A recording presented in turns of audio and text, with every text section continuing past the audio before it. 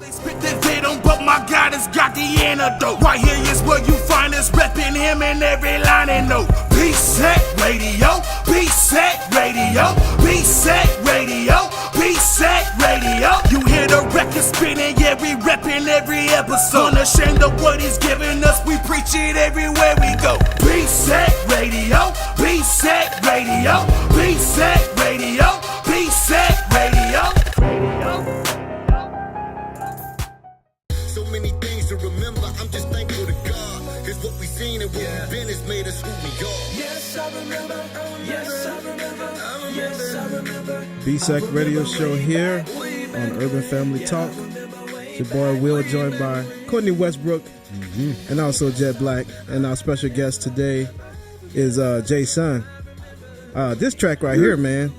Chords in this. Oh, very nice. Piano, man. Yeah, like when I first played this, my wife was like, hold on, wait, because you were making references. And it was like, you know, that kind of song take you back. You feeling real nostalgic. You know, you're like, man, my childhood, you know. And I think this song probably has done that for a lot of people. You know, just like, man, we have similar experiences. It's crazy, you know. Who's that singing?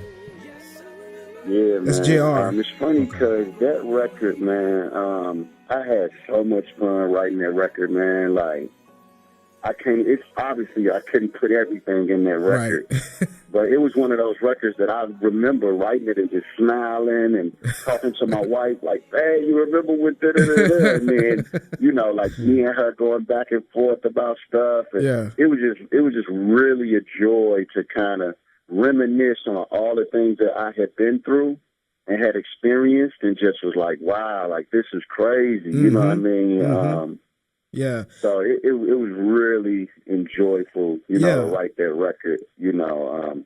And that's one of those records that, you know, you kind of hope that the Christian community gets the record, because, you know, we catch a lot of flack when it's like, dog, ain't no gospel in this mud. And I'm like, you know what I'm saying? I'm like, I completely understand. I was like, but I think these records are fitting for us as Christians, you know what I'm saying? Yeah. And, you know, I wanted to give that opportunity. I'll say to that, because that's a good point. Because when we played it on Urban Family on the show in the morning, you know, my wife was like, now I know you Christians out there, some of y'all thinking, you know, like, y'all might have some problem with some of these references, but the whole point is like, you know, just remembering back. And the funny part about it is that we all do that. Like, I think in our houses, we're like, man, remember back in the day? You know, it just, oh my goodness. you know, I think we all. Every Thanksgiving, man, all me and my brother do is tell stories. And, I mean, hood stories. I mean, I told y'all some of the stuff I would do that I used to do. Like, it's crazy. Right, you know right. So, yeah, and that's what my hope was in the record. My hope was, like I said at the end of the record, like, what we've seen and what we've been has made us who we are. And God in his sovereignty placed us in all of those things. You know what I mean? Allowed us to experience all of those things in his sovereignty. Right. You know what I mean? And those experiences kind of help shape us. You know what I mean? We are. So it's amazing how God places us in culture. You know, I could have been in Africa, but God saw fit for me to be in the hood in St. Louis. Right. You know what I mean? And that's all on purpose. Blows me away. And I think it's cool too, you know, to make fun music as well. You know what I'm saying? Like of course, you know, we're Christians, you know, I consider myself a minister, you know, of music. And at the same time, it's cool and it's fun to just make fun music. Like that type of song, that's just a cool song. Yeah, it may not minister to somebody, you know, for the cross, but you know, God has given us ability. You know, he's given us the creativity and artistic ability. And I think it's cool to make fun songs. And you know, I'll say this too. You know, my problem comes in with projects that I feel you can go through the whole project and you don't really, you know, the gospel. And it's like, man, where's that?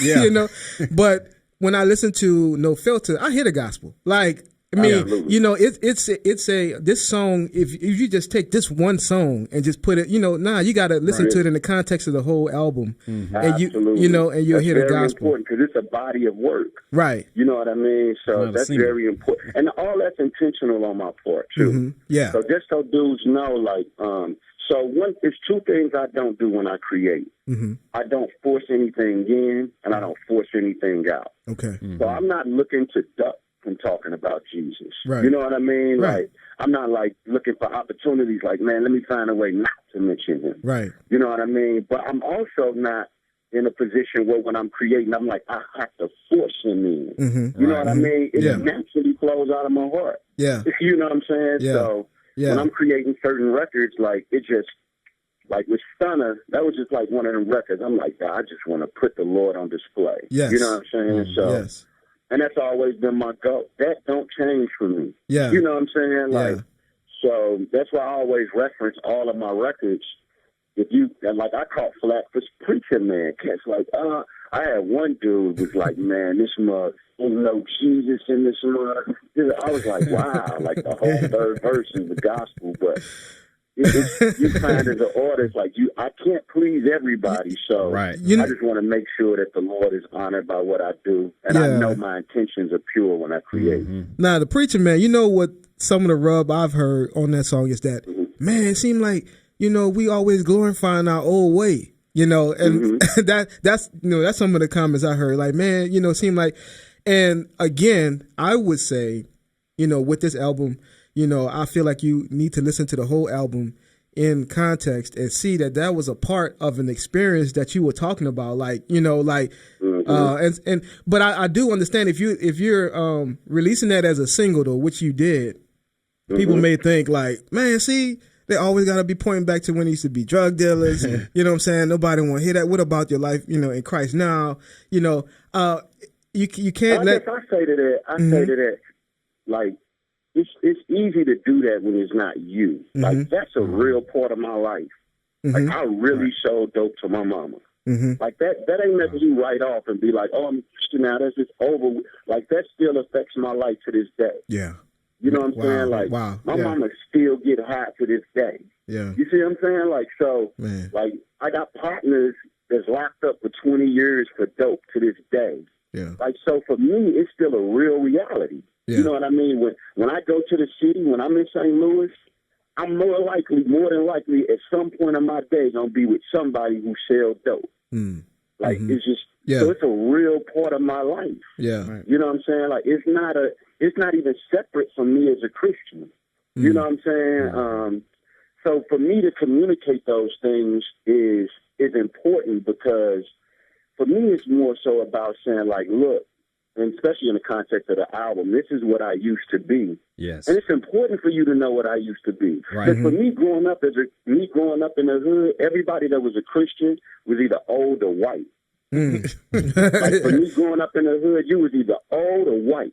I ain't know nobody from my context that was a Christian. Yeah. Right. You know what I'm saying? That's Like, real. we may think that dudes know, but you go to the city, dudes don't know. Every dude they look at, they think in order to be a Christian, you either had to grow up a Christian or you was a corny dude, you got beat up. Like, you know what I'm saying? I'm like, nah, like, that God takes jacked up dudes in the muck and murder who's known for murdering dudes and doing all types of stuff. Yeah. And he saves them. Yeah. And I'm a picture of that. You know what I'm saying? Like, so for me, that's the point of those records for me.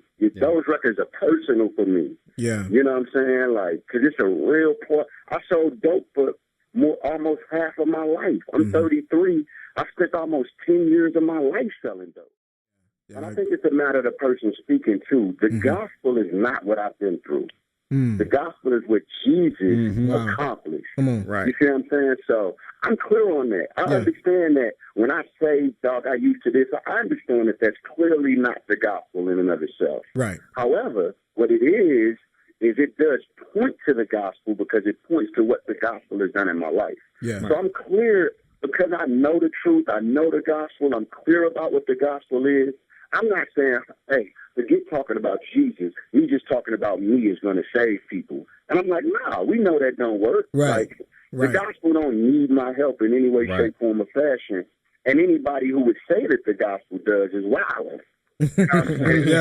Yeah. I'm not making that record to say that I know when I make these statements that's the gospel. No, I'm just saying this is a reality of what the gospel has saved me from. Those things are crucial, man. Yeah.